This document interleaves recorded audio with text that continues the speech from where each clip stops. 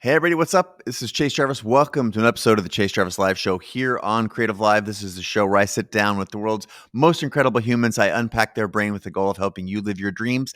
And today's guest is Dr. Mark Epstein. Dr. Epstein is a psychiatrist in private practice in New York City and the author of a number of books that help us understand and reconcile Eastern wisdom with Western medicine and Western science generally. This is an incredible conversation. We talk about cultivating a healthy relationship with our ego, why ego is both good and bad, how it's our the thing that keeps us alive, it has biological functions, but it also undermines so much of what we want to do in this life that we have, this one precious life.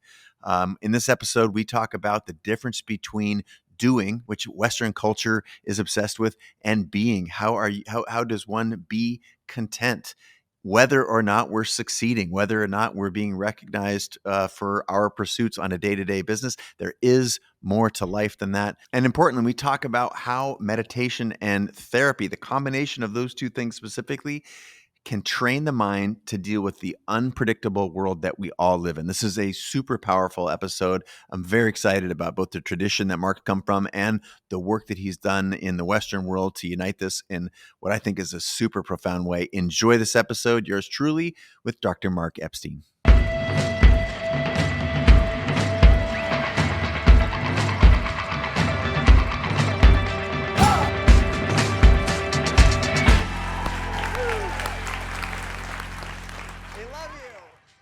Dr. Mark Epstein, welcome to the show. Thank you so much for being here. Thank you, Chase. It's a pleasure, of course. I shared with you before we started recording that my wife and I are big fans. My wife is a longtime Zen practitioner. And of course, your work is this amazing commingling between sort of Western and Eastern. But rather than me try and explain you and your work, you've been talking about it for your entire life. So for those who may be unfamiliar with your work, give us an introduction, a little bit of a background on who you are and where you like to focus your energy and attention. Sure. Well, I'm a Western trained psychiatrist, which means I went to medical school in order to become a therapist, which is a kind of roundabout way of becoming a therapist, but it turned out to have been a good path.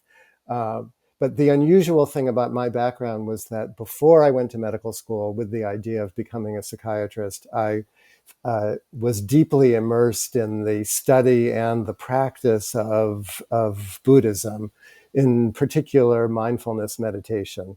And I discovered that early on, like when I was 18, 19 years old, when I first got to college. And I was lucky enough to meet a number of the first Western translators and practitioners of Buddhist thought and practice. And I studied with them, became friends with them, traveled in Asia with them, and did long, meaning 2-week retreats with them for 6 or 7 years before deciding I had to figure out what to do with my life. And that's when I went back and took all the science courses to go to medical school, went to Harvard Medical School. I was one of only, I think, 2 people in my class of 100 or so who wanted to be a psychiatrist. So I got a good training in Western psychotherapy, but I was always looking at it through the prism of what I had already learned about Buddhist thought. So despite all of that good training in Western psychiatry and whatnot, they don't really teach you how to be a therapist. They follow the medical model where one day you're the psychiatrist and they give you a patient and you close the door and you're there with the patient and you have to function. So I was always drawing from the very beginning on what I had learned from meditation, deciding that I had learned how to look at my own mind. So what if I tried to apply that to looking at somebody else's mind and heart, looking at their emotional life. And so gradually I realized that I was at this nexus between the two worlds and that I would try to start writing about how Buddhist thought was actually applicable or how it complemented Western psychotherapy. And the writing, trying to write about it, forced me to think about it and to consolidate my ideas about it. And that launched me on what I used to think about as a kind of translation of Buddhist thought into the language of Western psychotherapy. And now I've written a lot, and now a new book about that maybe we can talk about some. Yes, I will drop the title here. That the new book is The Zen of Therapy, Uncovering a Hidden Kindness in Life. And it is exquisite. I want to say congratulations. But before we go too much into the book, there was a lot in that Yeah, intro, I'm which sorry. I find no, this is look at first of all, this is long form. This is exactly what we want. And second of all, Okay. a lot means that I find, as I endeavor to do with guests in the show, the background is myriad. Your interests are different than the mainstream, and that is what makes you you. That is the reason you are on the show. So, Yeah. first, you mentioned studying with some of the folks who were original in transit in translating. I think you used the word Yeah. some of that Western thought into, or sorry, Eastern thought into a Western mindset. I'm wondering if you could name drop so that we can orient, so folks may Yeah. be aware of some of these folks, or who are some of the folks you studied with, and early on, and what was the sort of the time frame that Yeah. was emerging. Yeah. No, I'd be happy to, that because I'm completely indebted to all of these people who really were there for me when I was trying to figure myself out, and both of these worlds out. So, and I lucked into all of these people, so I'm very grateful to all of them. So I got to college, to Harvard, in 1971. So 1971 in Cambridge was sort of like still the 60s, or it was the end of the 60s. And I knew I wanted to focus on psychology. Somehow I had the idea, even then, of being a therapist, that it was work, but it wasn't real work, sitting and talking with people. I knew that was something I could do. Um, so the Department of Psychology at Harvard in those days had been roiled. There had been a big uproar before I got there. Timothy Leary and Richard Alpert, the avatars of LSD, had been there in the 60s, in this very department that I was wanting to study in. And the professor, the tenured professor who had both hired Leary and Alpert and then had to fire them, was still there and was one of my professors. And a year or two into my time there, I found out that this professor, who was a very austere figure that we were all kind of afraid of, that he and his wife, who was a painter, lived in the highest house on the highest hill in Cambridge, and that he was still in touch with Richard Alpert, who had gone to India and become Ram Dass.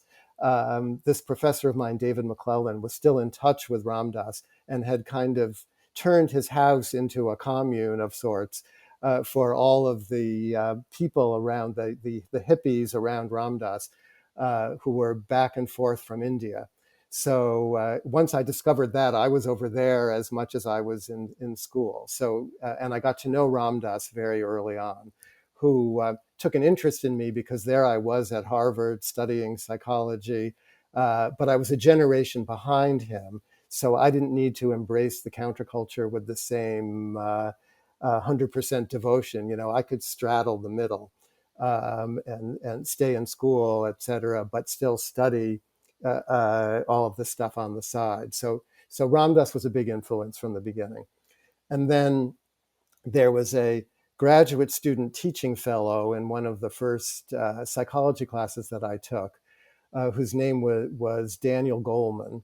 And he went on to become the psychology writer for the New York Times. And then he wrote a bestseller called Emotional Intelligence, that many people have read and has affected the Oh business world yes, and so on. But in yes. those days, he was a graduate student at Harvard in psychology. And I walked into the section. The way the classes worked was that there would be a big lecture, and then it was broken up into smaller groups that were run by graduate students. So he was my graduate student. I walked in, and there was this guy with long frizzy hair, and he was wearing purple bell-bottom pants. And I knew basically from the pants that he knew something that I wanted to know. And I made friends with him, gravitated towards him. And it turned out that he had already been in India with Ram Dass, had come back to Harvard, and was interested in not just mental illness but mental health. Trying to describe, trying to talk about what these exceptional spiritually evolved people that he had met in India already, like what made them special, but there was no support for that at Harvard. The professors there all thought that he was off on the wrong track, and but I made friends with him, and I said, where did you learn? How can I learn what you know? And he said, well, if you want to pursue that, you should go out to Boulder, Colorado this summer, to this place called Naropa Institute, because all these friends of mine are going to be teaching there. So I listened to him and went. And Naropa Institute in 1974 was sort of like the last vestiges of the counterculture. It was the faculty it was run by a renegade Tibetan Lama named Chogyam Trungpa, alcoholic Tibetan Lama, but brilliant, who had been educated at Cambridge or Oxford and then come to America. And he got Ram Dass to come and teach there. Gregory Bateson was there. John Cage was there. The whole New York art world, of which I was ignorant of, famous modern dancers, psychologists, hippies, musicians. It was like heaven. So I went out there, and I was sort of frightened of the Tibetan Lama because the alcoholism was poking through. But there were three mindfulness teachers who just back from Asia, Joseph Goldstein, Jack Kornfield, and Sharon Salzberg. And they were all like, Sharon was my age, which was like 21. Joseph Goldstein and Jack Kornfield were like 30 already, and they had been in the Peace Corps and then stayed on in Asia and studied Joseph for 7 years, Jack in a Thai monastery for several years. They studied with these Asian teachers, and they were just back in America, and they had been recruited to come to Naropa to teach. And I took all of their classes and made friends with them. They seemed the most intelligent and together people that I found there. And they started teaching retreats together, Jack Kornfield and Joseph Goldstein and Sharon Salzberg. And I went on all their first retreats. So I was like the young acolyte, and they seemed like all grown up, but they were like 30 years old. And I followed them around. I was still in college, but I took independent studies and did the retreats. And then I wrote my senior thesis on Buddhist psychology. And then I went to Asia with them. I traveled with them after I graduated from college, and we went to Bodh Gaya, the village in India where the Buddha was enlightened, and I met Joseph's teacher. We went to Burma, and I met Joseph's teacher's teacher, who was Mahasi Sayadaw. We met up with Ram Dass and went to Thailand and went to the monastery on the Lao border where Jack Kornfield had studied with a teacher named Ajahn Chah. I went to Dharamsala and met the Dalai Lama for the first time. So and then I came back and went to medical school and started my medical training. So that's the background. Well, if for those who may be new to that world, what you just got from Dr. Mark there was a tour of all of the most influential people in that space. You just literally named every person that I could ever name, and that you'd worked directly with them for them. So the nice thing about all that, in addition to, like I received a big download of information, but I got to know all these people as friends, so any uh, motivation that I might have had to idealize them, like that these are realized beings or something. They were just people. They were just all struggling, with their relationships, with what it meant to be a teacher, with being in America, with being human, and that was such a relief to me because it showed me that I just had to be myself. And I wasn't so sure I wanted to be myself. I would rather be somebody else.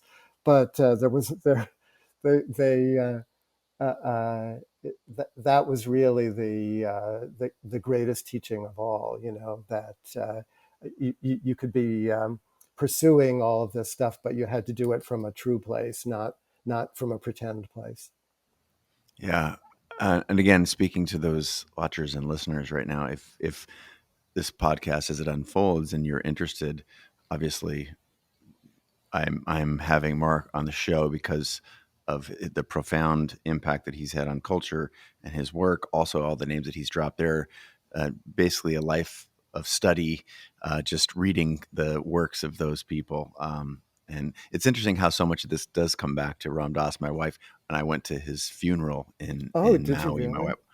My wife studied under him, Really? and Jack Cornfield as well. And Uh-huh. this to have had a relationship with those folks is I incredible. know. Ram Dass. Well, But the thing about Ram Dass was that he would, for many years, he was always pretending to be the person that he was wanting to be, and then struggling on the side. But I went to visit him the year before he died, and I hadn't seen him in 20 years, and stayed in his house for a couple of days and spent time with him. And he had really become the person that he was always aspiring. He really had. So the impact that he's having now after passing away and on the culture is oh, pretty interesting to see, because he had it is. faded out. He had faded out in terms of, but now he's coming back. It's interesting. It is. It is. And so clearly you've studied with I don't know what you would call it, first generation Yeah. Buddhists coming back to the Western culture. And part of what a very common thread on the show, my goal, as I mentioned, is hosting a huge array of people from all kinds of different backgrounds, artists to athletes to spiritualists to scientists and everything in between. One extremely common thread of what I call some of the most interesting and top performing people in the world in each of their fields is some practice of meditation or mindfulness, an awareness and time spent on on being, if you will. Mm-hmm. And I'm Mm-hmm. and my hope to start this conversation out is, why is that so? Why is there this there's something magical in that water that it helps people become the biggest, best, most interesting, unique, perhaps versions of themselves. What and I'm putting Western words on an Eastern concept here, so Mm-hmm. feel free to slap it around a little bit. But what is it, and why should anyone who's listening be attracted to this process of meditation, mindfulness, awareness practice? Mm-hmm. Well, I think I could answer it in a couple of different ways, but the first way that comes to my mind is that for most of us, brought up, I don't think it's a Western thing. I think it's just as true in the East. But for most of us, brought up in the world as, like, human beings who were trying to exist in the world, um, we're driven by our egos, and we're living sort of on the surface of ourselves. Like we're just trying to cope with being a person and getting along in the world, and getting through school, or what family, whatever it is. And we need our egos, which are both helping us cope, but also imprisoning us in sort of the day-to-day ruminating, worrying anxieties of our own minds. And all of us, we're much deeper than that. There's much more going on inside all of us than the superficial layers that we're mostly existing in. So I remember in an early psychiatry rotation, I had a teacher who asked me, it was a one-on-one dialogue with him, meeting him for the first time. He was testing me. He's like, "What's the unconscious?" You know, and I was like, "Oh, what's the unconscious?" And I pulled sort of from my meditation, from my retreat experience, and I was like, "The unconscious is like the repository of mystery. I remember that was my answer to him, the repository of mystery.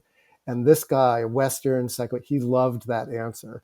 Like from then on, so I think that that we're there. There's so much inside of us that we don't know, and the mindfulness practices, the meditation practices of whatever form, whether they're from a religious tradition or whether someone just discovers them from out walking in nature, um, they clue us into something beyond the ego or underneath the ego, or they allow the unconscious, whatever that means to someone, to they allow us to inhabit ourselves more fully, is what I would say. That's the gift of it.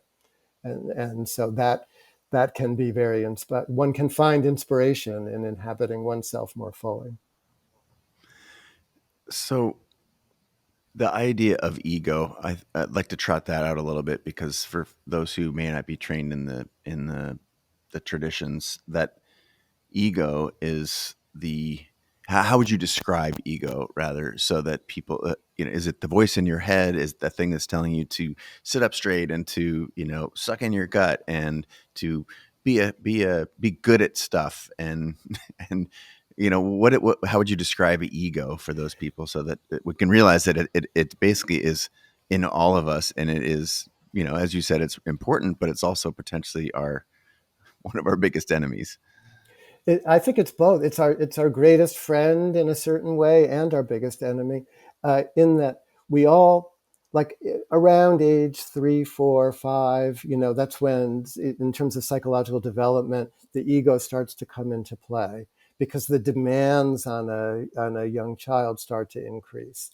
So the ego is, it's like that aspect of our minds that's mediating, if that word makes sense, between the inner demands, the inner drives, like your emotional life, and the external demands, like society, school, your parents, your siblings. Like, you have to learn how to get along in the world and be a person, and you have to manage everything that's going on inside of you, which is like your sexuality and your anger, and you have to learn how to go to the bathroom properly, and how to read. And so the ego is like the internal manager, and it plugs into your thinking. So in order to, like, to plan for tomorrow, and to deal with the frustrations that one has, your the way that you're thinking about everything is really important. And so your ego and your thinking mind, they're connected for sure, if they're not exactly the same thing. um, and the sense of self, like, who am I, how do I convey what's my identity, how do I convey myself in the world, that's all the job of the ego.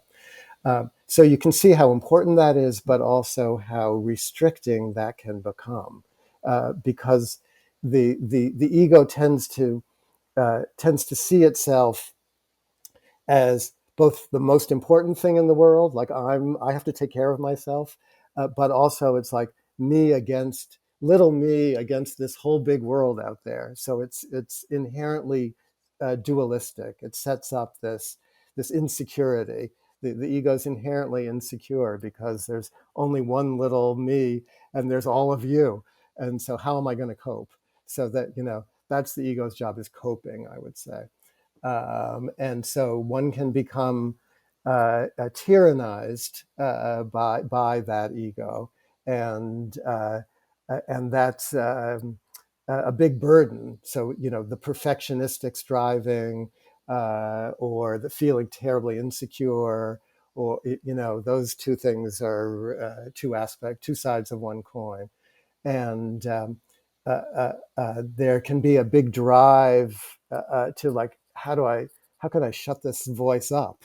How can I get? And that's where alcoholism or drug use, like, oh, finally I can be relieved for a few moments of that voice in my head, or that perfectionistic striving, etc. So that's the double bind of the ego. And then if I go back to my question just a moment ago, it's like, Yeah, what is, why is there this thread from top performers? And would you then, if you connect to what you just had to say about the ego, would it be somehow this thread of people who uh, either appear enlightened or more connected, more balanced, understood, whatever the attributes that we would say in folks that we appreciate and admire, is it, what is the relationship that they, you would say they have with their ego? Because it's not a control, it's not a manage, it's a, yeah, what is it about, these, high performers and the thread, as I suggested, that it just seems, it's very common that the people that I've had on this show, there is a mindfulness, an awareness, some sort of meditation or prayer that is a, I would say, the 80th percentile going through the show of these world's top performers have this. So what is the relationship that they have with their ego? yeah. Well, I wrote a book. I wrote a book once, about 20 years ago now, that was called "Going to Pieces Without Falling Apart." So, which is, I think, my best title.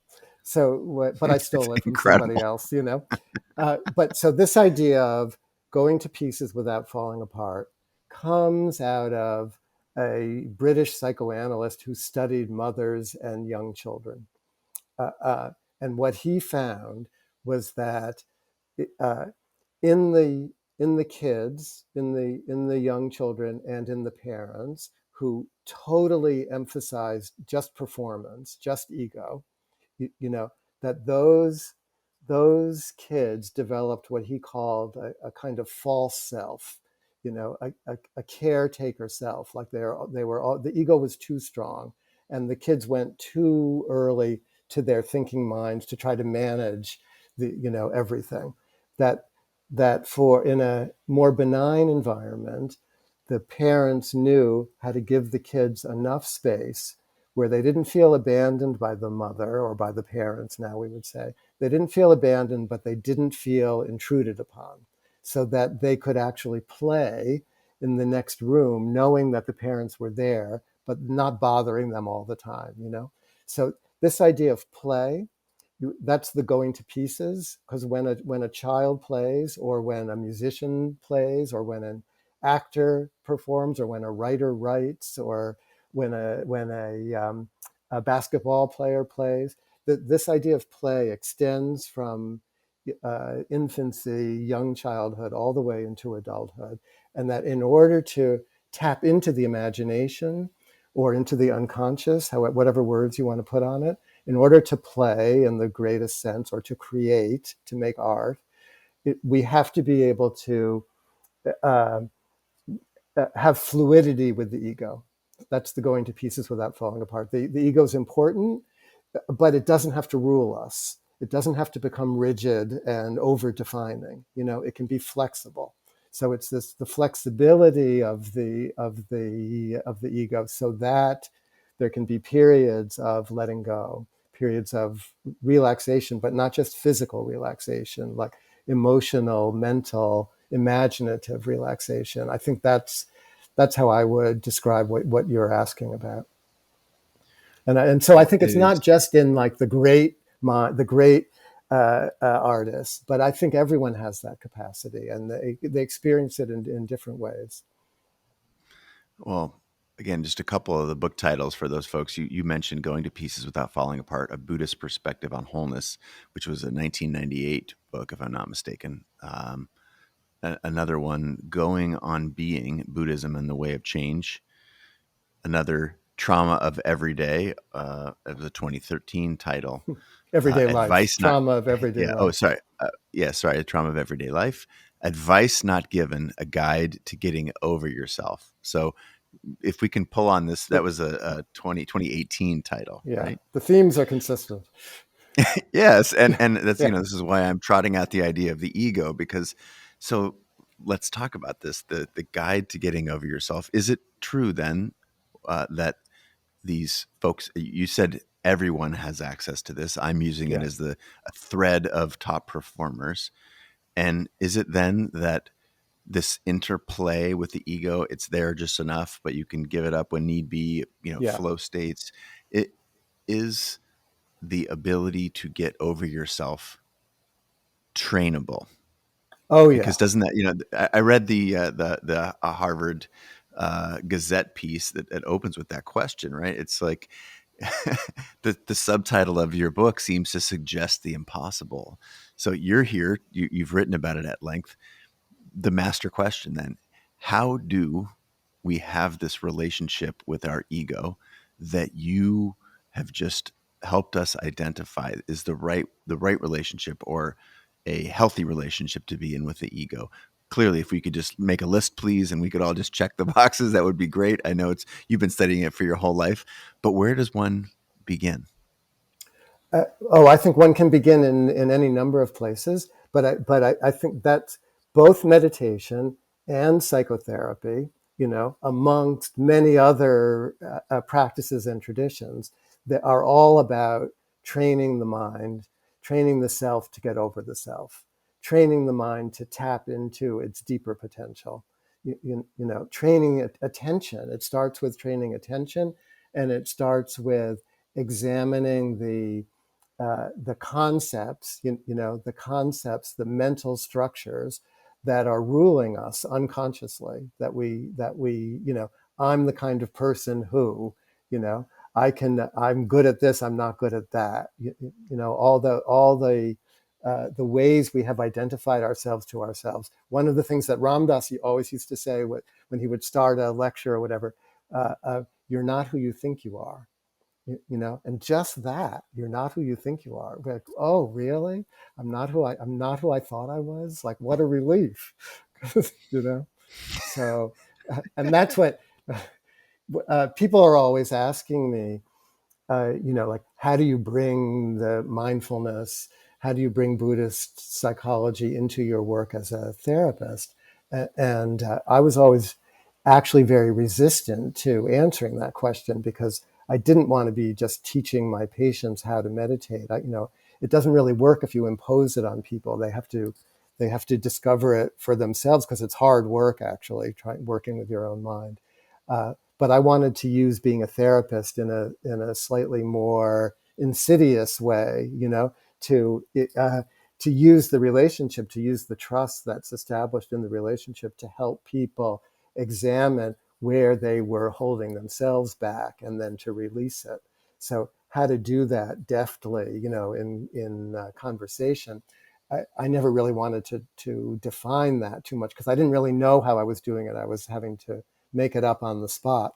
But in writing this latest book, I tried to actually write. I took a year's worth of psychotherapy sessions where I thought something of that was happening, and I tried to write them down as literally as possible, and then to open it up to try to see, oh, where was the Buddhist influence? What am I doing?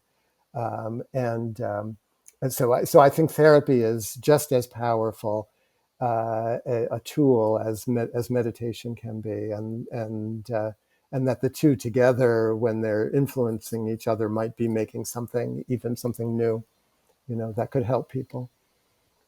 That's what I found profound about your most recent work, the exploration of the therapeutic relationship, the relationship that one has with with one's therapist, with the therapy itself. Yeah. What inspired you to pull on that thread? Because there's a meta, sort of a metacognition at work here. What inspired you to study of the therapeutic relationship, and what did you find when you pulled on that thread? Well, the study of that's mostly what I'm doing. Like, all the writing I've done has been on the side. Like, I set one day a week aside to write, and the rest of the time I've just been seeing patients. So and I think of myself more just as a therapist, and then the writing uh, has surprised me when it's happened. Um, but because that question is always arising as to well, how are you integrating these things? And because really I have been just making it up as I've been going along. Um, and I didn't want to write the same book over again, which is what tends to happen, even though it changes because I'm changing. But I wanted to approach my writing time a little bit differently, and I didn't quite know if I had anything left to say. So I decided, okay, why don't you just focus on what you're doing anyway? And I made myself write down these pick one session a week and write down what happened. I was sort of I don't take a lot of notes normally in my therapy work, only if I'm prescribing a medicine or if someone tells me something that I know I better try to remember this because, you know, but I don't take a lot of notes. But for this, I decided, actually, as soon as the session ended, I would write it down as much as I could remember accurately. And then over the weekend, I would type it up. And I did that for a year. Uh, um, just one or two sessions a week, basically, and as a project, not knowing that it would be a book, just like, okay, this is what I can do with my writing time. And I didn't even look at this. I didn't read it over until the year was up, and then I read it over and I saw, oh, there's something. I think there's something here. I think maybe I could tease out some of what I'm actually doing. And I showed what I had to my editor, who I've worked with over for a couple of books, who I really trust, and she said, "Yeah, I think there's something here, but I think the only through line, because you're picking different patients every time, the only through line really is you. So what we need is for you to go through it and write a reflection or a commentary about, like, we need to see what you're thinking, in order, not just what you're doing, but what's the background. So I did that in the first year of COVID, and that was a whole project. That's really where the book how the book emerged, and I learned something. I feel like I learned a lot in doing that. And so, what did I learn? I tried to say in the book what I learned, that my effort is always in disrupting the systems that people are operating with about themselves. So how can I disrupt? How am I disrupting them in different ways? Sometimes with humor, sometimes by pointing out how it just doesn't make sense. Sometimes uh, by just being surprising and what I'm saying, talking about the mundane instead of trying to be a therapist who's finding the original trauma that made someone who they are, just showing them that, oh, their own minds are capable of releasing that thought. That's what you learn from meditation, that a thought is nothing. A thought is, it's so evanescent. A thought is just a thought. Like, why do we torture ourselves with them? So I think it's possible in therapy to give people that revelation, and then they can take it and run with it. So I want to go back to thoughts and trauma. So I'm going to put those on our little pinboard here. But before I do that, to close the loop on this current um, little journey that we're on, I want to read something to you and then ask you a question based on my own experience. So the I'm reading some of the materials written about your most recent book. And again, the title for those listening is The Zen of Therapy: Uncovering a Hidden Kindness in Life.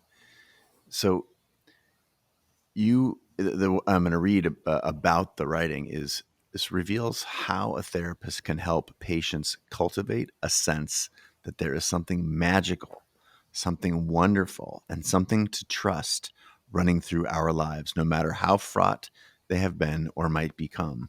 For when we realize how readily we have misinterpreted ourselves, when we stop clinging to our falsely conceived constructs, when we touch the ground of being, we come home. So hold on to that thought for a second. And now I'm going to juxtapose some of this with my own experience here, which is prior to going into this universe of thought and meditation and mindfulness and awareness, I believed and I told myself the story that part of why I had achieved anything in my life that I was willing to cheer about, or that I got accolades for, or fist bumps, or good job, kid, from my parents or teachers or career counselors, was because of grit and because of grinding and hard work. And so I was resistant early on to having a relationship with myself that felt anything like magic or felt anything like a coming home. And Mhm. I believe that there are a lot of people in our Western world, and a lot of people that I talk to in my universe, that have told themselves a similar story. This is so different than what I just read about magic and uh, trust and joy and connection, despite how frayed these things may have become. So, can using my own experience of Yeah, I I'd didn't love trust this to. stuff, help me. What would Well, you prescribe to me? I've come through this a little bit, but no, first of all, there's already magic in the grit. The fact that you using you, what you just said, the fact that you had that drive and could devote yourself with that kind of energy, with that kind of effort, already inspired by something, going for something. There's that's already wonderful. So and I see a lot of people who come to me for therapy have similar experiences where they have already worked through a lot of adversity or achieved something that they're really proud of, but we're never satisfied. As far as you get to one level, and okay, how come I'm still not happy? And what's missing now? So you might never come to a therapist. It might be enough that you had already achieved what you'd achieved, and now it's like, okay, I'm happy. In that case, fine. But if there still was, some kind of, okay, what's missing? You know, I always like to think like doing, doing and being. Doing and being are like the two sides of what we're capable of, and many of us are so pushed on the doing side, like we just think it's all about doing, like achieving, accumulating, etc., that we neglect the being side. And so, what's the being side about? Well, it's about love, it's about relationship, it's about inspiration, it's about creativity, you know, and it's about being. It's about being okay with this, with transience, with temporariness, with what we cannot control, with chaos that is unfortunately all around us. So that aspect of things is often neglected, and I think is one of the reasons that otherwise high achieving and successful people still seek out either therapy or spirituals, some kind of spiritual life. They know deep down, something's missing. And so how do you find that? How do you get there? What's the path? now that you just put it that way, that seems to me to be the thread.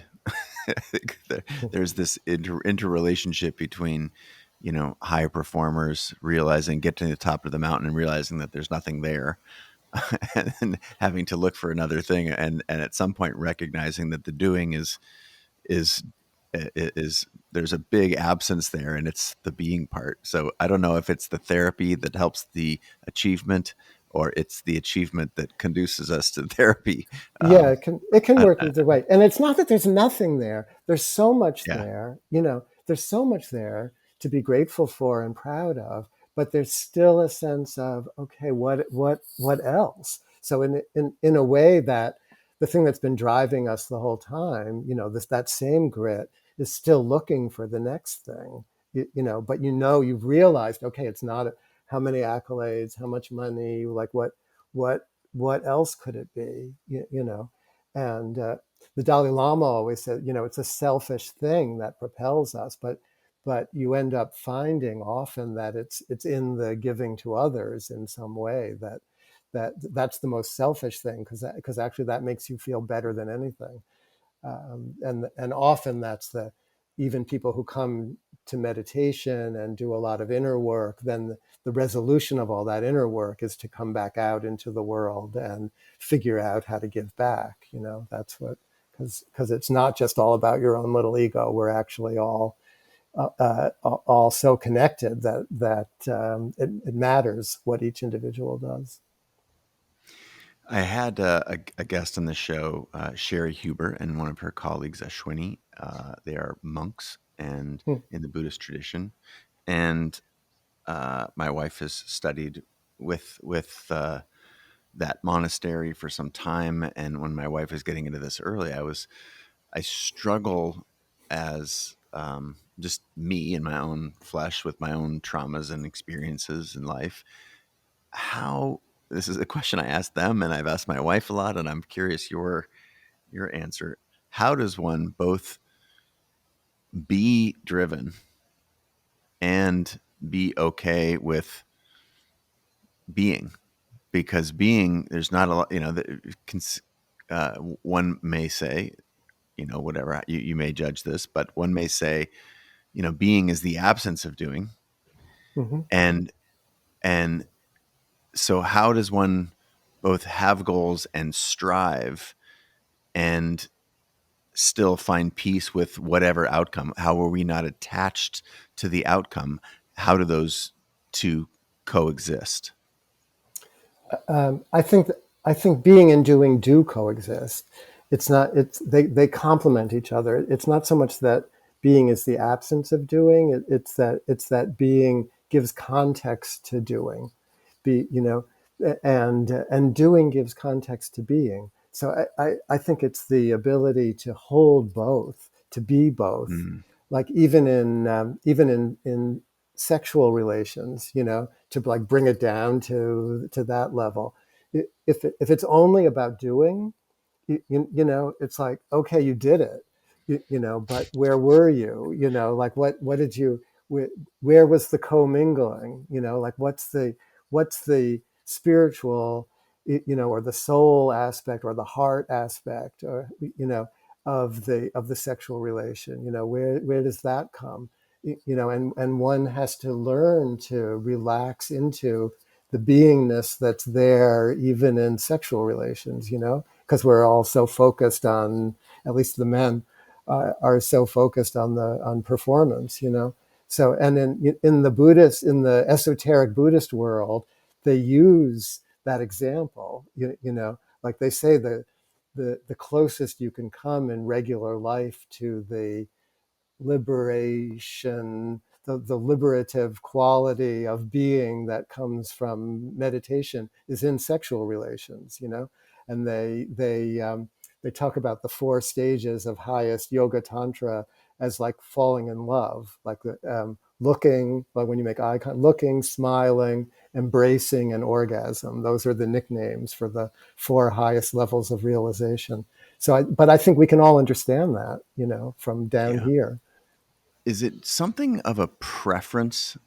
Like, how do we not become attached to an outcome? I recognize that at different times in my experience, and as I've asked others around their journey to achieve something, whether it's a gold medalist or a business person or something, I have heard two different experiences. I've heard the experience of visualizing that you're going to win and knowing you're going to do it, and this sort of obsession on the outcome. And then I've also experienced myself and heard from others that there is a detachment. They were successful because they were detached from the outcome and they were in the moment.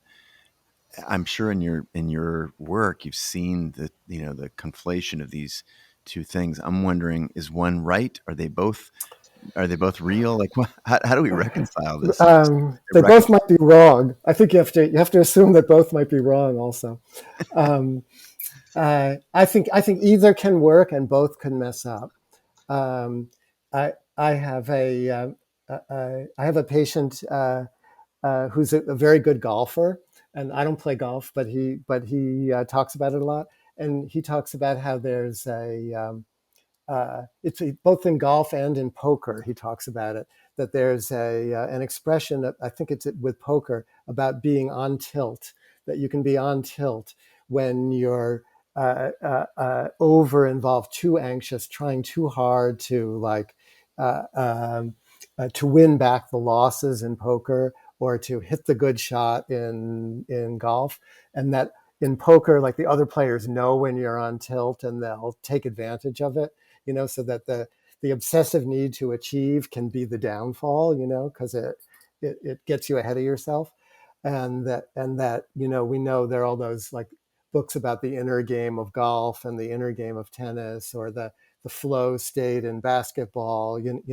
That when you're able to put your mind in that going to pieces without falling apart place, where you're just in the flow, and you're just like hitting the ball, but you're not thinking about winning, that your inherent intelligence that's in your body that knows the sport can just do the thing, sink the be Steph Curry or whoever you're trying to be, um, and or a dancer.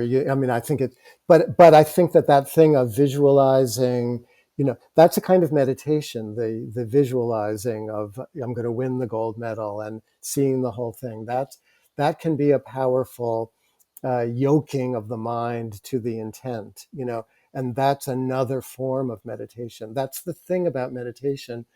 uh, the Eastern psychologists, that this is what they studied. They didn't know anything. They didn't, not they didn't know anything. They didn't study the external world the way the Western science did, but they really studied the internal world. So there's, like, 1,000 kinds of meditation. You can visualize for achievement. That's meditation. You can learn to relax the mind into the awareness that's already present, that underlies all of our experience. That's a different kind of meditation. The effortful or non-effortful manipulation of attention, that's meditation. So learning what's going to work in any given situation, that's experimenting, and that's improvisation. And everyone, it's going to be different for everybody, I think, bottom line. One of the things I appreciate about your work in preparing for our conversation today is this allowance. There's sort of like a lack of rigidity and allowance for so many things that you just described with meditation being visualization. It's not like, nope, visualization is attachment to the outcome. You got to not be attached. So this, um, I think that's from being a therapist. That I think that no, really, I think that's what makes a therapist, is that sense of allowance. Because people are so, ashamed or guilty or afraid or uptight or angry or frustrated. And the first step, I mean, I think I learned this from meditation with myself, but the first step is making room for whatever it is.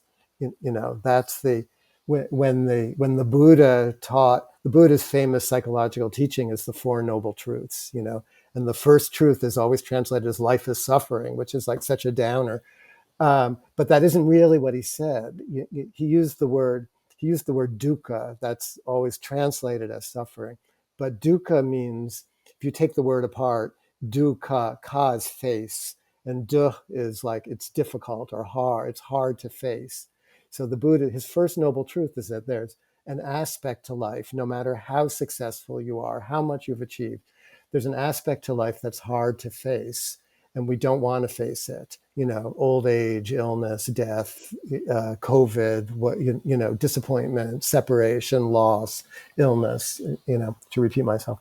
Um, uh, uh, and so his whole the whole teaching is, how do you learn to face what we don't want to face? And that doing that, allowing it to surface, allowing it to come into awareness, is liberating.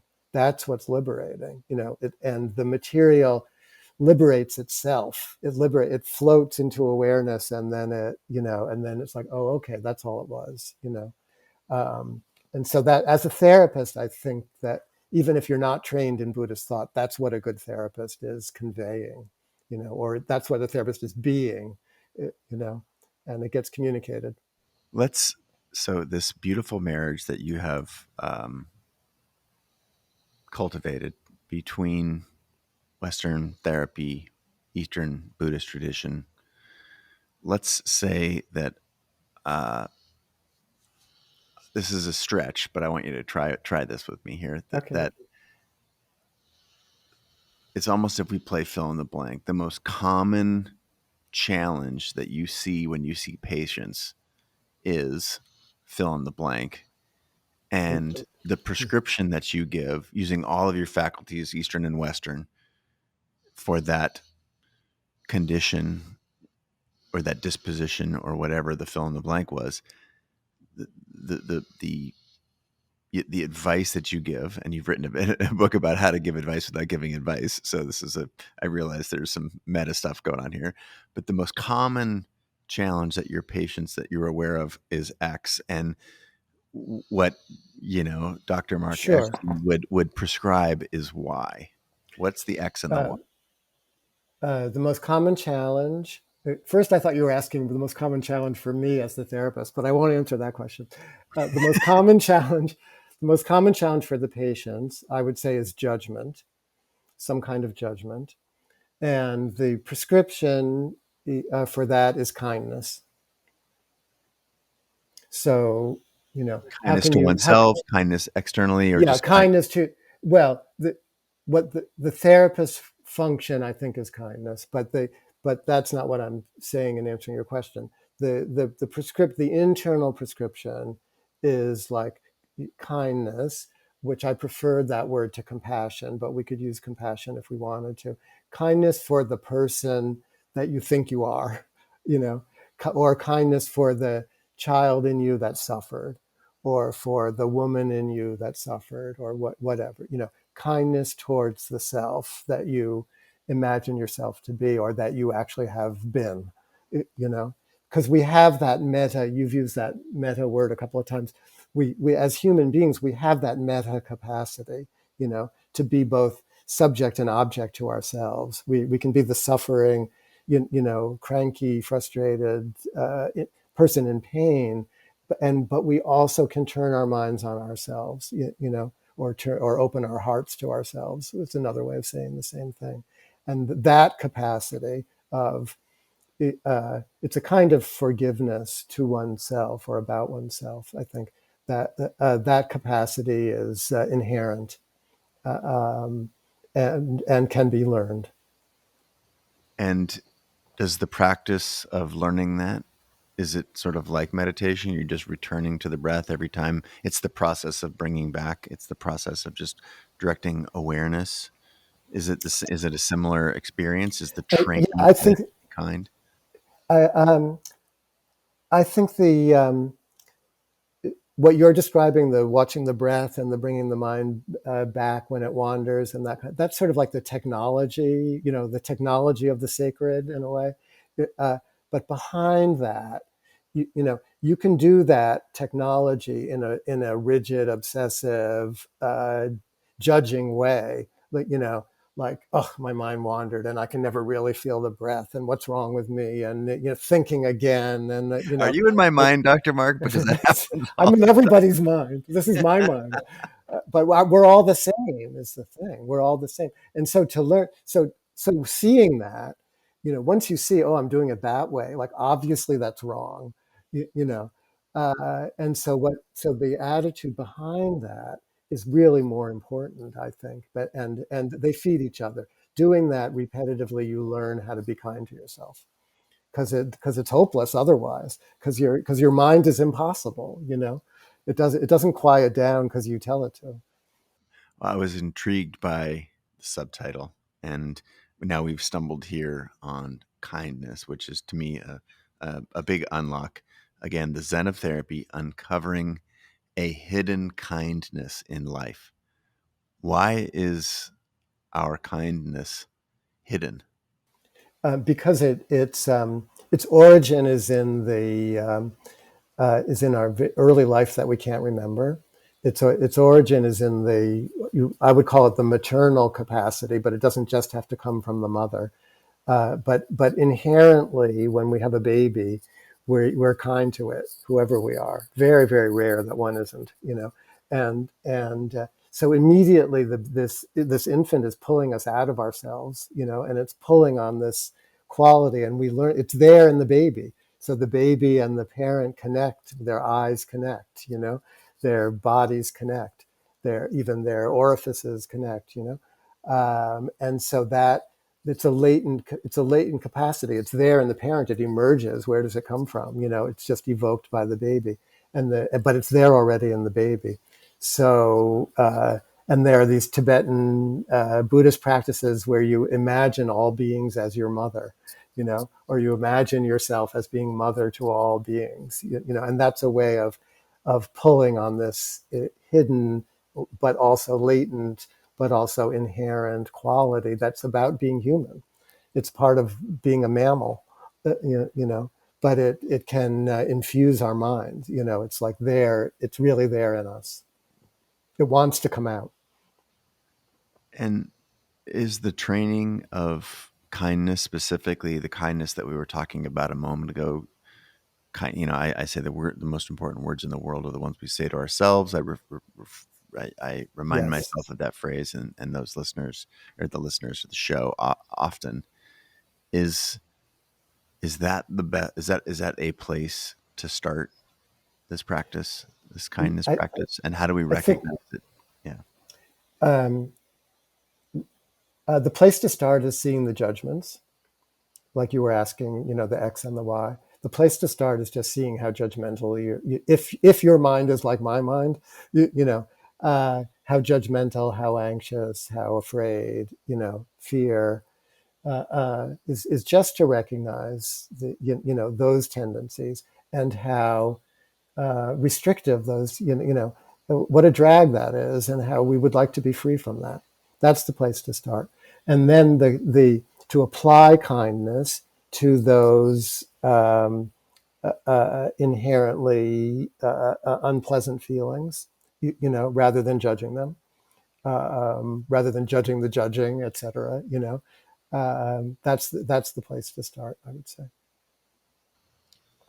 All right. I promised that we would revisit this ominous term on the pin board here that I stuck a pin in a while ago, which is trauma. We all have it, from all kinds of aspects of our childhood. I'm wondering right now. There's some of us who are aware of trauma, or there are traumas in our life rather that we are aware of. There are traumas in our lives that we are not aware of. It's not uncommon for me when I'm thinking about this and having a conversation with someone that a person will say like, "Oh, I don't have fill in the blank," and I'm like, "Wow, wouldn't that be awesome to not have this aspect of childhood trauma?" But for people who may be averse to the term, or be disconnected from it, think that it doesn't apply, how can you shine a flashlight on that for us and help people understand your view on trauma, that we all have it or we don't, or whatever your view is, Sure. and how it manifests, and Yeah. Well, presumably that's what your work is about, remedying some of these things. being a therapist is about that, because people are coming either for one reason or another, but you could usually trace it back to something involving trauma, if we want to use that word. They didn't have that word trauma in the Buddha's time, so he used that word I was talking about before, which was dukkha, which is that there's always something that's hard to face. The people who write about trauma in our world, they talk about big T trauma and little T trauma. So the big T trauma is what we read about in the news, and the tornadoes or the hurricanes or the tsunamis or the fires or murders or car accidents, or COVID even could be.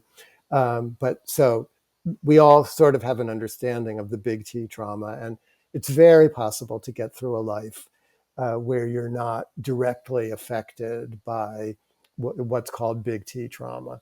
So if you're only going to talk about trauma that way, not everyone experiences it. And we're all kind of scared that we will and hoping that we won't, and doing obsessive rituals to try to prevent it from hitting us, from our own selfish points of view.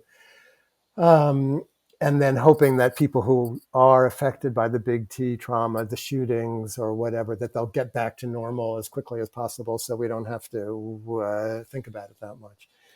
Um, but the little T trauma is also sometimes talked about as developmental trauma or relational trauma. And that's more the kind of trauma that you were referring to that could happen in childhood, where there can be trauma of something bad happening, like a parent who's depressed or alcoholic or dies.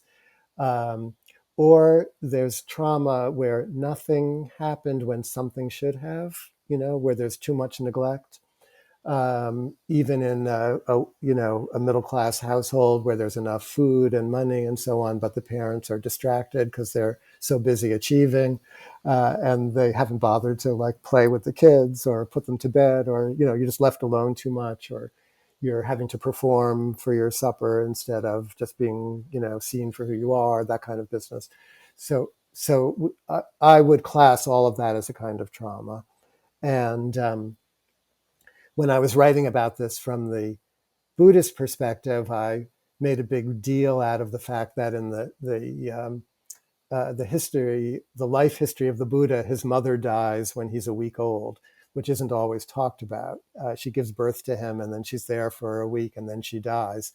And I think that was an early trauma for the Buddha, that he lost his connection to the mother. And that's what led him to leave his own wife and child after his child was born, and that he was in some way trying to rediscover this maternal capacity that had been taken away from him. And that's what meditation was all about.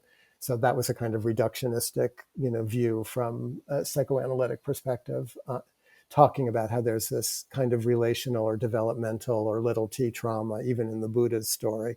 But I think a lot of us are suffering from that. Um, and that brings some people to therapy because they have a feeling of absence or emptiness, or, what's wrong with me, or, and that both therapy and meditation can be very healing for that. So there's the big T trauma, the little T trauma, and then just the inevitable traumas of aging and illness and death, that even if we find love, that one of us is usually destined to see the other one die. And our parents are going to die, or our parents lose their children, or, we can't, as proficient as we are scientifically and as developed as our egos are, we can't avert everything that we can't predict, and so that's a kind of trauma. And so both meditation and therapy are like useful for training our minds to be able to go with the flow of the unpredictable, and to be able to rest in uncertainty when we have to. Not that we don't try as hard as we can to solve the problems and live a good life, but that we're destined to come up against uncertainty, and we can struggle against it, or we can learn how to be with it. Thank you so much for so eloquently weaving together the wisdom of these two worlds. I've long looked for something that was able to, hold true many of the experiences that those of us who've grown up in the West have been raised with, that make sense to us, and have this infusion of the East, that which I have practiced and felt, and to so eloquently weave the wisdom of those two together in your work, and to then write about your process as a therapist of doing it. Um, Congratulations on the new book. It's profound. Again, for those listening, The Zen of Therapy, Uncovering a Hidden Kindness in Life. And of course, I shared a bunch of other titles that you've written, incredibly prolific. I want to say thank you so much for doing the work. And is there anywhere else in the world you would steer the? I mean, this community is great at helping authors whose books are launching.